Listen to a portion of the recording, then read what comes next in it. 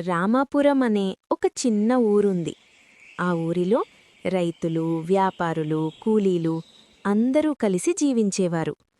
కాని వాళ్ల జీవితం మొత్తం ఒకరిపైనే ఆధారపడి ఉండేది. అతడే రైతు.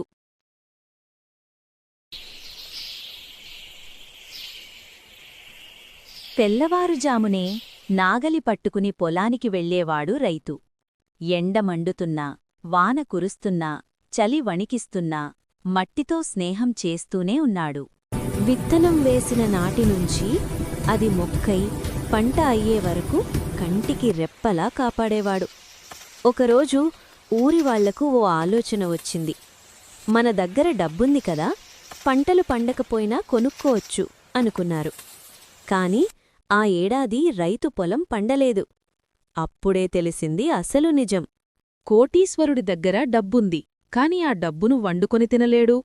పెద్ద మేడలు కట్టిన ఇంజనీరుకి ఆకలి వేస్తే ఇటుకలను నమలలేడు. ఎన్ని యంత్రాలు కనిపెట్టినా శాస్త్రవేత్త ఒక బియ్యపు గింజను కూడా ఫ్యాక్టరీలో తయారు చేయలేడు. రైతు పండించే పంట కేవలం ఒక ముద్ద అన్నం కాదు, అది జీవనానికి మూలమైన గొలుసు. రైతు పండిస్తేనే వ్యాపారం నడుస్తుంది. మంచి ఆహారం తింటేనే శరీరానికి బలం వస్తుంది. బలం ఉంటేనే పిల్లలు చదువుకుంటారు, పెద్దలు ఈ ప్రపంచాన్ని నడిపిస్తారు.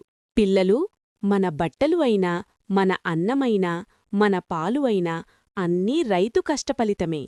అందుకే తినే ఒక్క మెతుకును కూడా వృధా చేయకండి.